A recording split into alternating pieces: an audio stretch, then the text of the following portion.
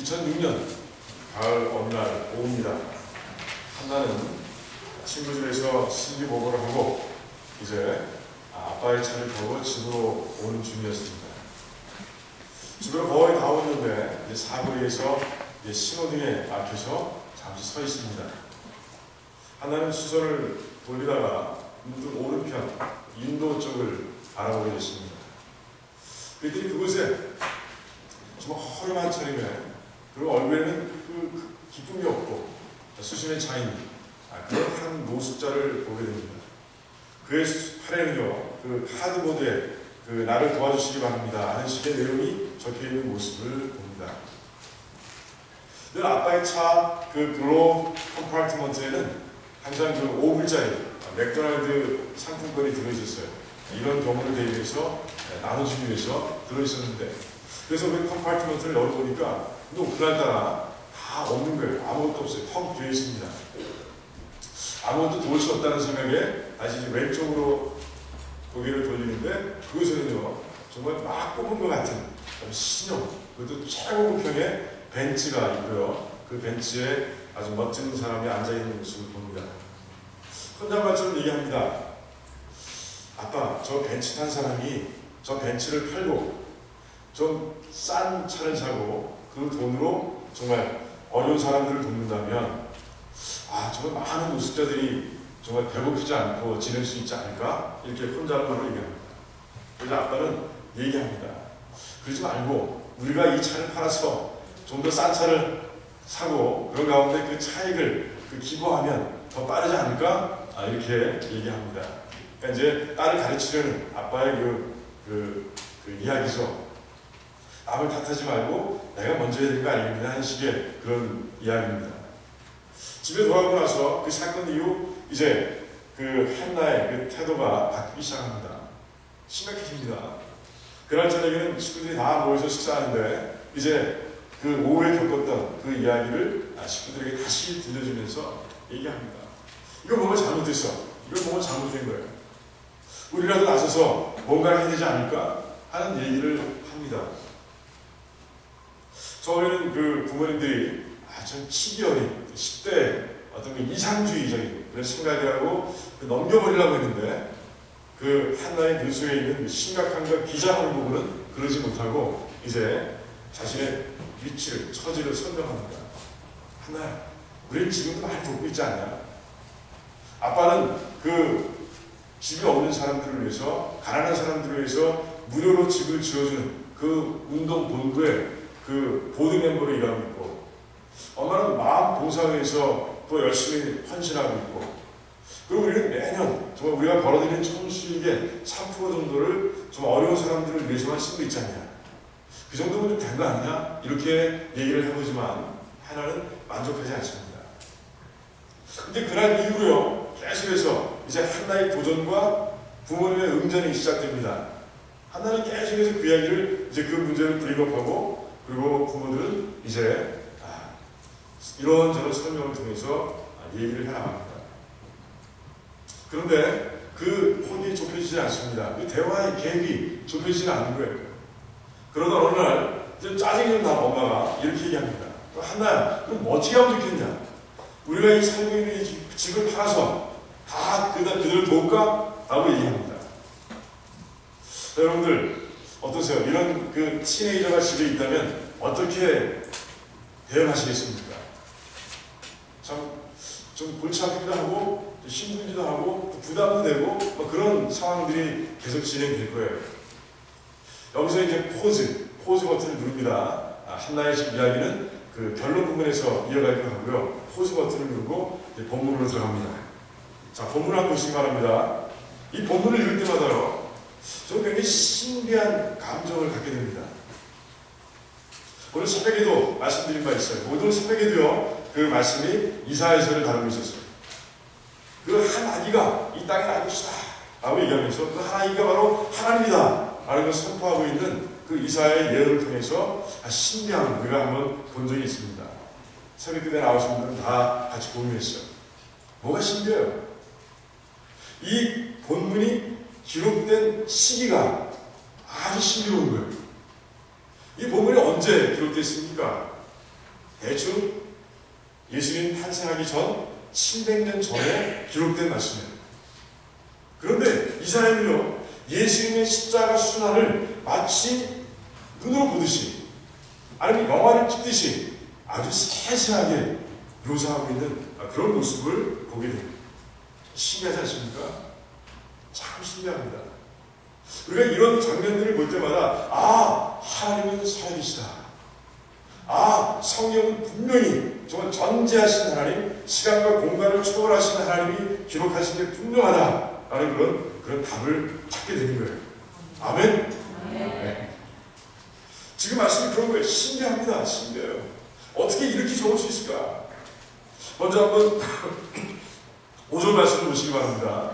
5절 말씀에 나와 있는 그 순환의 한 구절 한 구절, 한 단어 한 단어를 우리가 보게 되면요, 정말 영화를 보는 것 같아요.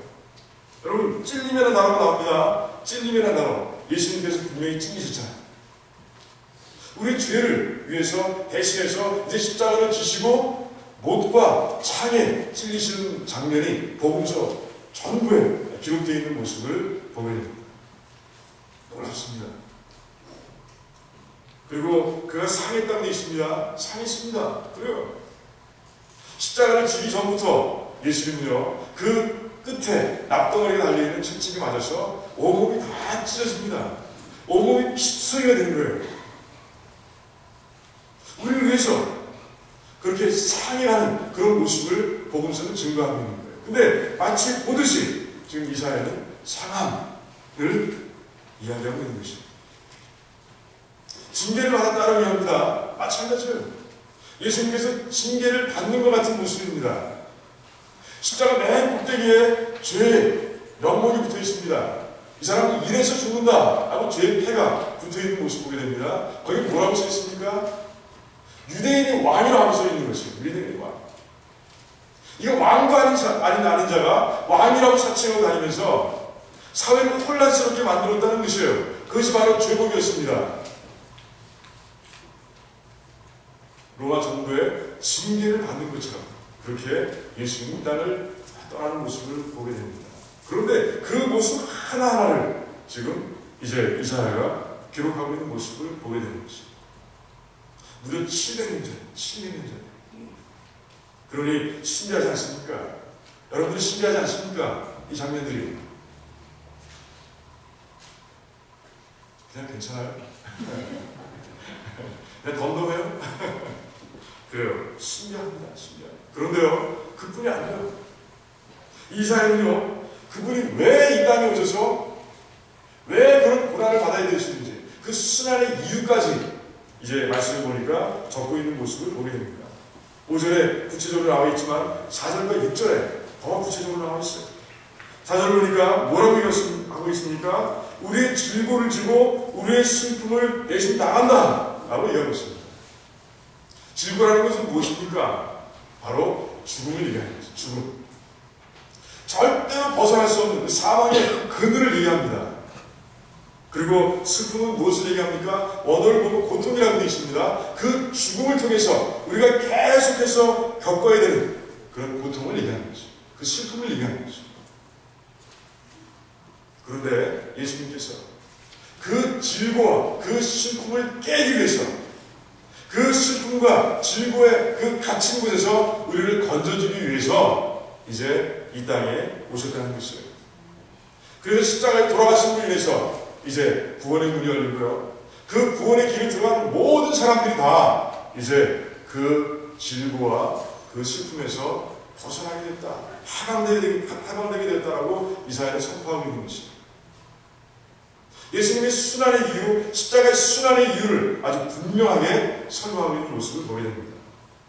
6절에서 마찬가지입니다. 6절에서 뭐라고 얘기합니까? 이제 우리의 죄악을 그에게 감당시켜줬다고 되어 있습니다. 죄 때문에 그렇다는 거예요.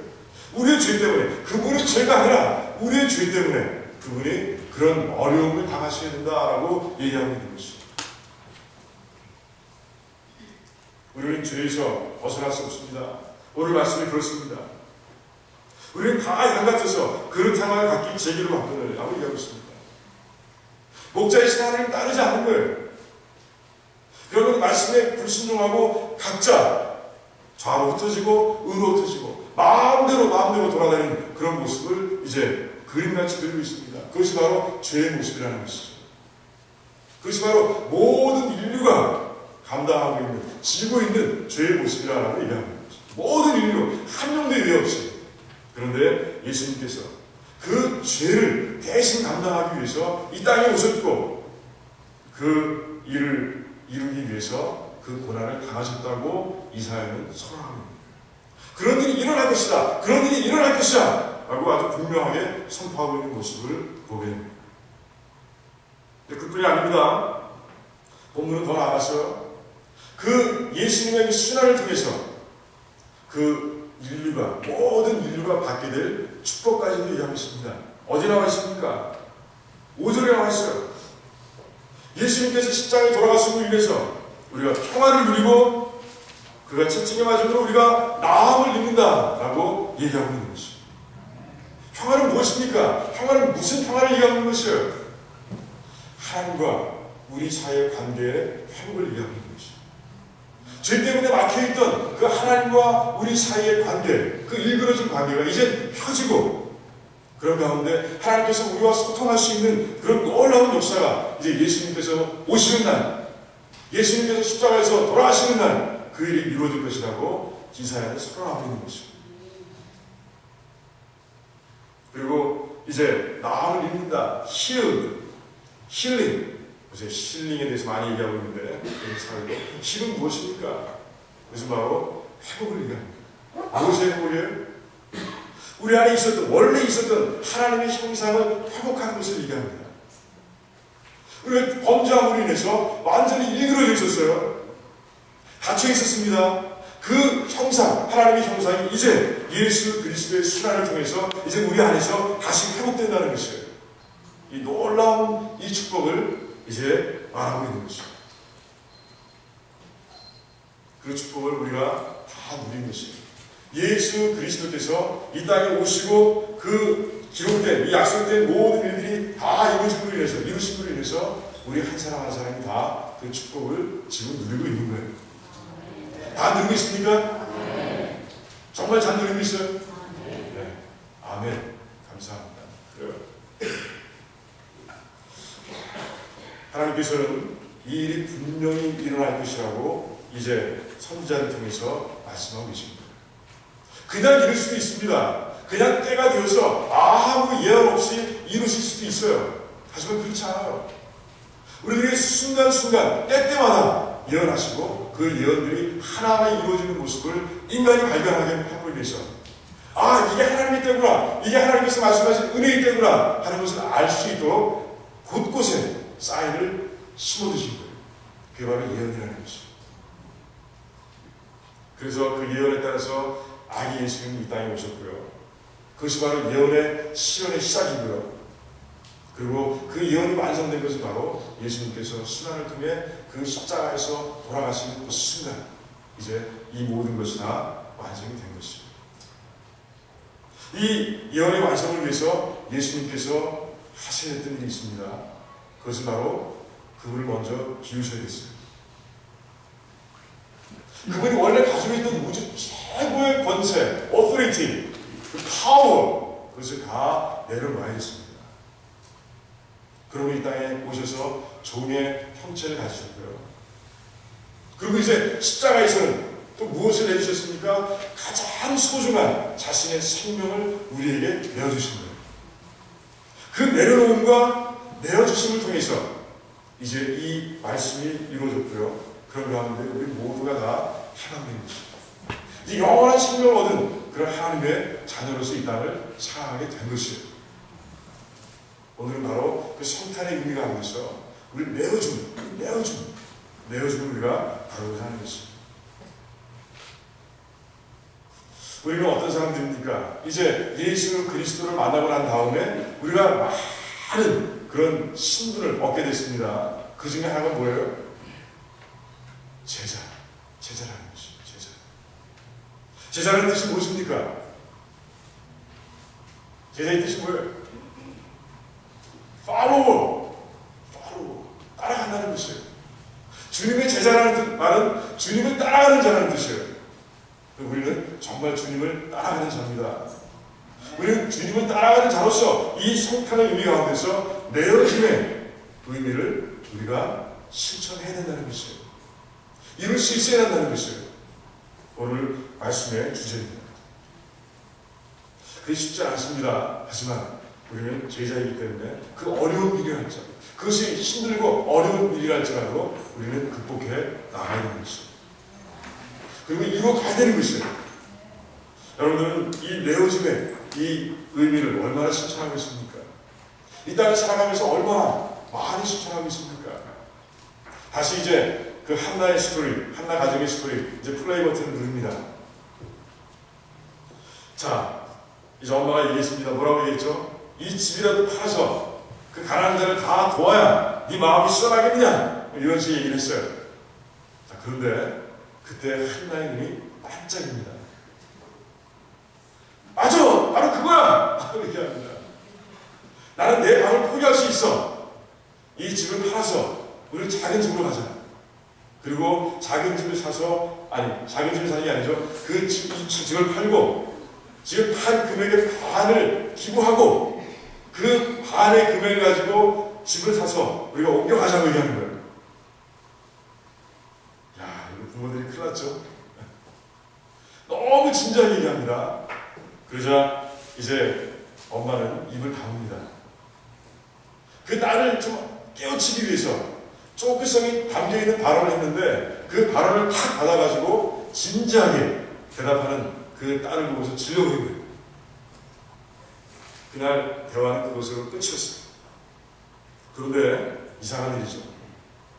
그 한나의 엄마와 아빠의 마음속에 그 한나의 그 답이, 그 대화가, 그 이야기가 이 영혼 가운데 박혀버리고 만 거예요. 그런 가운데 이제 거룩한 부담을 느끼기 시작합니다. 그 거룩한 부담이 그들의 영혼 가운데서 점점 자라나기 시작합니다. 하루는 이제 엄마, 아빠, 케빈과 조앤을 부릅니다. 친구들을 다 부릅니다. 그러고 나서 한나와 아들에게 얘기합니다. 그래, 한나 말이 맞는 것 같다. 우리 한나 말대로 하자. 결정을 낸 거예요. 그런 가운데 그 다음날 바로 부동산 시장에다가 집을 내놨습니다. $2,000,000 가치가 있는 그런 집이었지만 아마 마켓이 좋지 않았는지 팔리긴 팔렸는데 $1.7 million 팔렸습니다. 그것도 1년쯤 지났어요. 이제 집이 팔리고 나자 이제 식구들은 연구합니다. 어느 기부단체에 기부해야 정말 우리의 돈이 가장 가치 있게 쓰일까 기도하면서 준비합니다. 그런 가운데 헝거 프로젝트라는 그런 기부단체를 찾습니다. 비영리 단체죠. 자선단체예요. 그것은 아프리카와 전 세계에 있는 가난한 마을들을 찾아서 그냥 일시적으로 도와주는 것이 아니라 그 사람들이 경제적으로 자립할 수 있도록 끝까지 책임지고 돕는 그런 자선단체였습니다. 그곳에 가서 그 반을 내놓습니다. 얼마요? 85만 불을 내놓습니다. 깜짝 놀라죠. 그리고 약속 받습니다. 이제 그렇다면 이 돈을 가지고 어떻게 하겠습니까? 라고 묻습니다. 그러자 그 프로젝트를 담당하고 있는 그런 Executive Vice President가 얘기합니다. 우리가 가나에 가면 그 3만 명이 한 지역에 살고 있는데 3만 명이 다 굶주리고 힘들어하고 있습니다. 좀 우리가 돕는 사람이 없어서, 돕는 손길이 없어서 그들을 그저 바라보고만 있었는데 우리가 이제 85만 불을 가지고 그들이 자립할 때까지, 경제적으로 자립해서 스스로 살아갈 수 있을 때까지 돕겠습니다라고 얘기합니다. 이야기가 여기서 끝나지 않습니다. 이제 아빠가 케빈이 이 스토리를 이제 책으로 냅니다. 왜? 월스트리트 저널 기자 출신입니다. 그런 가운데 그 처음부터 하나가 그 생각을 품을 그 순간부터 이제 그 기부가 이루어지는 순간까지 이제 책으로 냅니다. 2010년 그 책이 이제 나왔어요. 많은 사람들이 그 책을 읽고 감동합니다. 아, 이런 일도 할 수 있나? 그런데 그 책이 누구의 손에 들렸느냐? 그 빌 게이츠 아내가 누구죠? 멜린다고요? 멜린다 맞죠? 예, 멜린다. 그 소리 들린 거예요. 그 제가 너무 감동했어요.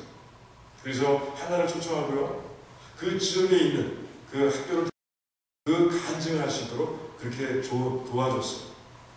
근데 그뿐이 아니었어요. 빌 게이츠가 이제 워렌 버핏에게 전화합니다.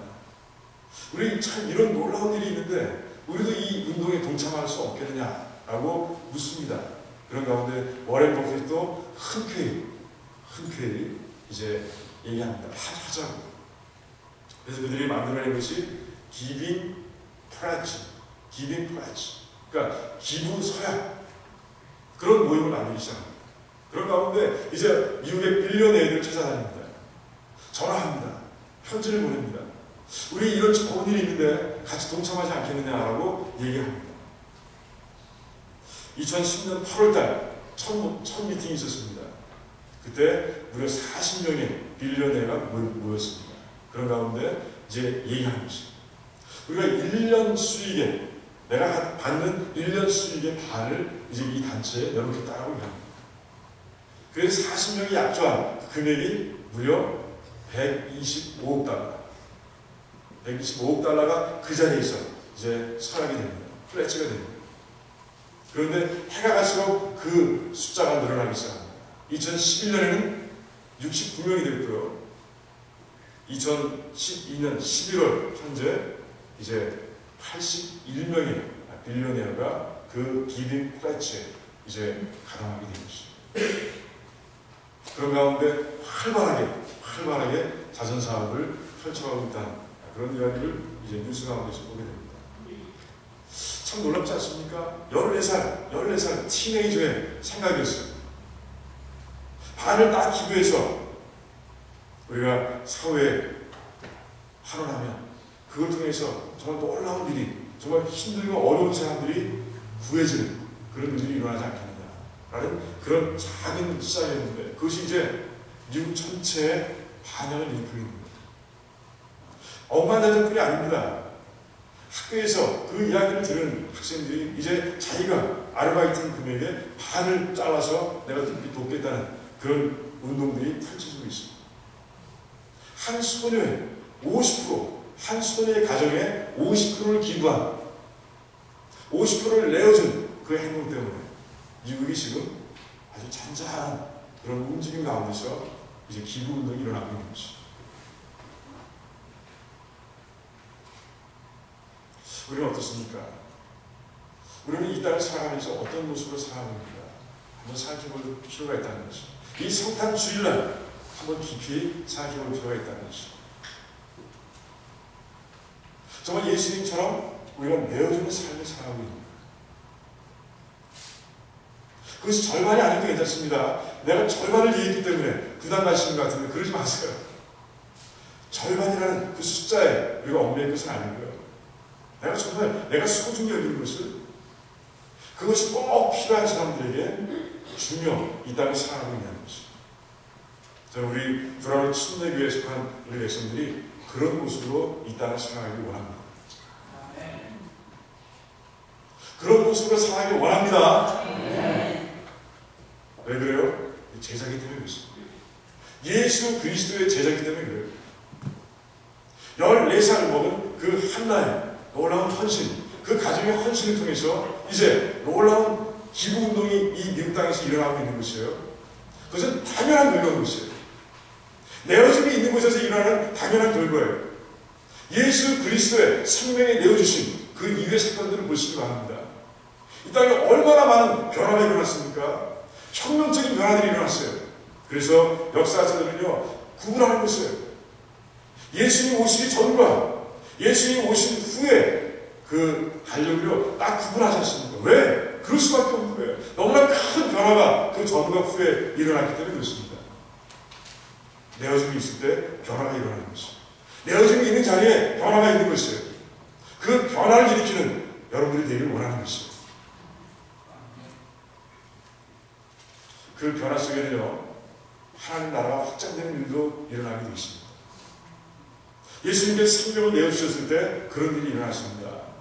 제자들이 자기의 생명을 내놓았을 때 그리고 자기가 시간을 들이고 자기가 은사와 재주를 드렸을 때 그때 놀라운 일들이 일어나는 모습들을 우리가 성경에서 봤고 신앙의 역사 가운데서도 우리가 보는 것입니다.